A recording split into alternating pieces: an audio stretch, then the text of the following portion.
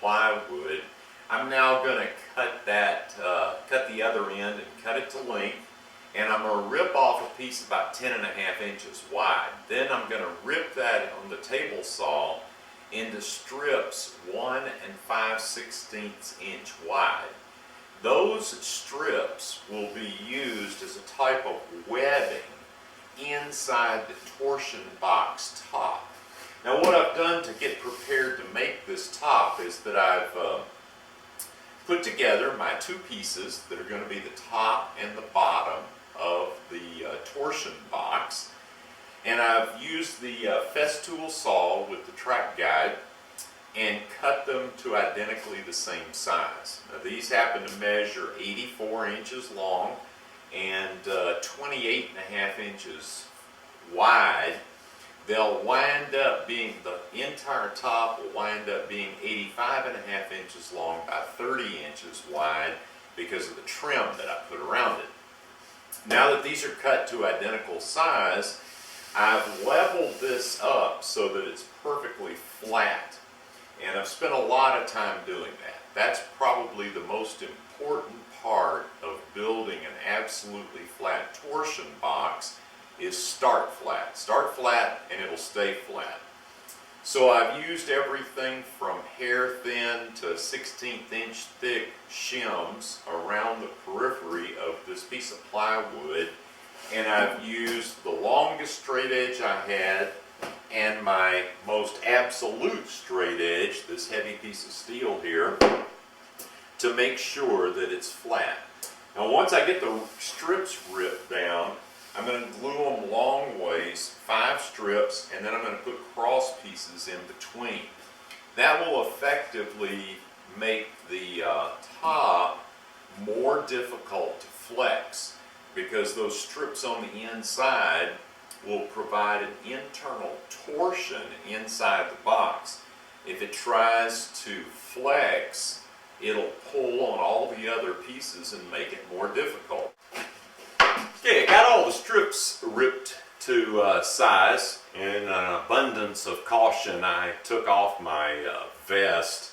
It's pretty warm in the shop today, and I don't like having loose clothing around while I'm ripping on the table saw. Anyway, I've ripped 7 strips. My plan is to have 5 running longitudinally, that lengthwise, and then some cross pieces in here for bracing inside the torsion box sandwich. So, well, I'm really not worried about glue squeeze out on the inside, but I'm certainly worried about it on the outside here because I'm going to be putting a trim board around here, and I don't want to have to sand it off. So I'm going to clean that up. Then we'll let it sit for about 15 minutes, and we'll put the next piece on. I could probably do the pieces at the same time, but I just don't have enough little spring clamps. All right, this is pretty exciting. I've got all these pieces cut out size and positioned sort of where I want them. And I've got some positioning blocks cut to space out the in-between braces here. And I've got all kinds of clamping stuff to clamp these down. The perimeter is glued down and dry enough to proceed. So now I'm going to glue all these pieces in at one time.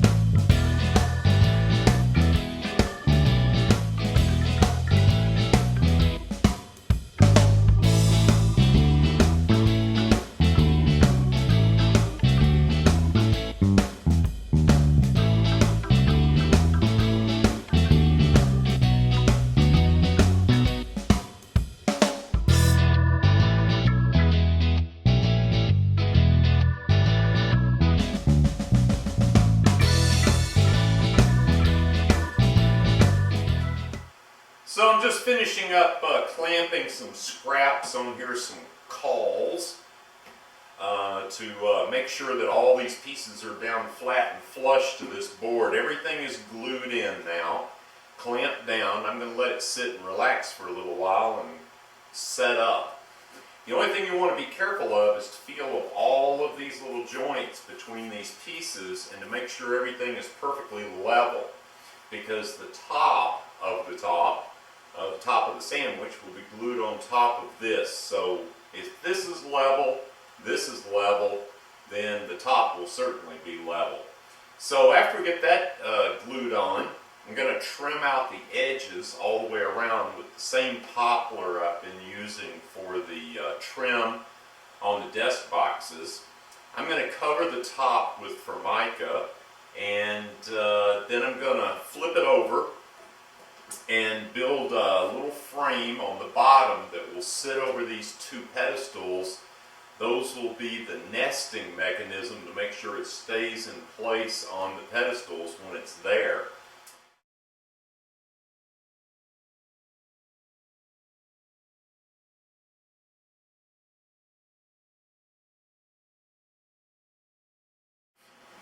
Okay, the top is finished. It's upside down now, and as you can see, I've built the nest here. This is for a pedestal here. This is the sitting area, and this is for the other pedestal over here. I'm going to finish this upside down because the top is going to get covered with Formica. So I want to get a coat of finish on the underside of this just to stabilize everything, and along the sides and edges of this tabletop. Well, the desk, shop, bench, assembly table, clutter-catching cabinet, and tabletop is just about finished. The torsion box top is done. It's nice and sturdy.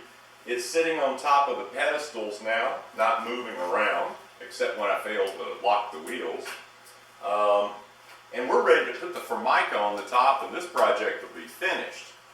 The most important thing for me is a good pair of surgical gloves, and I use these because I don't like to get that glue on my fingers. It's pretty nasty stuff, and the stuff you got to use to clean it off is even nastier, so just wear a pair of gloves, it's easier. The glue likes a warm temperature, hence the reason I've got my vest off. I've cranked the temperature up in the shop to about 70 degrees. It kind of likes that for the application. This stuff is extremely flammable, so no open flames when you're using this. You got to stir it before you use it, so I've got my little paint stick. Thank goodness I've already got the drawer slides in, so I'm done with these.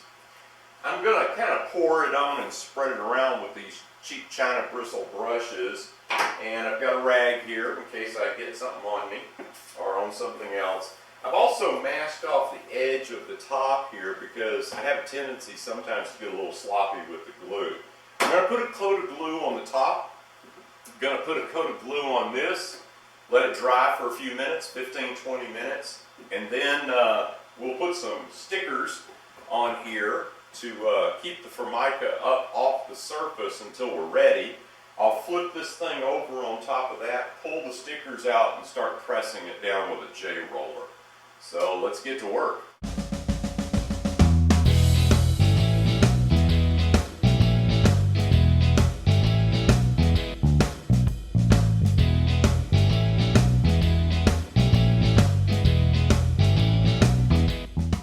Okay, it's time to let that sit for a few minutes, get a little fresh air. This stuff stinks, and then we'll put the Formica on. Okay, so what I did was I put these sticks up here on top. I've got the JDS Airtech HP running with the carbon filter in it because this glue stinks, and it's clearing it up pretty nicely. Anyway, I took all these little sticks and I put them up here on top of the table, flipped the Formica over, and started from the middle, removing the sticks and just rolling the surface out.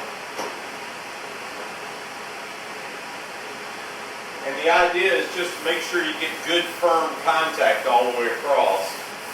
The last step in finishing the Formica top is to use a flush trim bit with a bearing and go around the table and trim off the excess Formica. I've got a mask, dust mask I'm going to be wearing, and I've got this to protect my eyes because the glasses are good for flying chips, but for clouds of chips, I just wanted a little something extra. And some earplugs, and we're ready to go. I'm going to turn on the air filtration system because this puts up quite a bit of dust.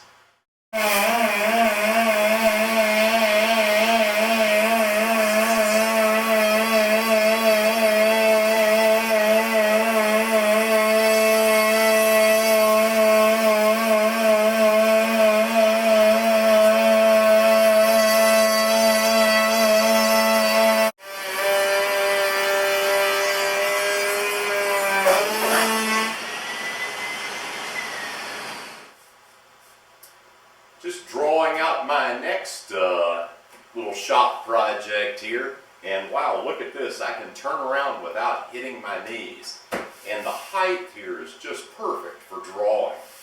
Now if I could just get better at drawing. So this project is finished, and this was the original drawing. I'm not sure if you can see that, but the project came out pretty much looking like the drawing, or maybe the drawing looks like the project. Thanks for watching. See you in the next video.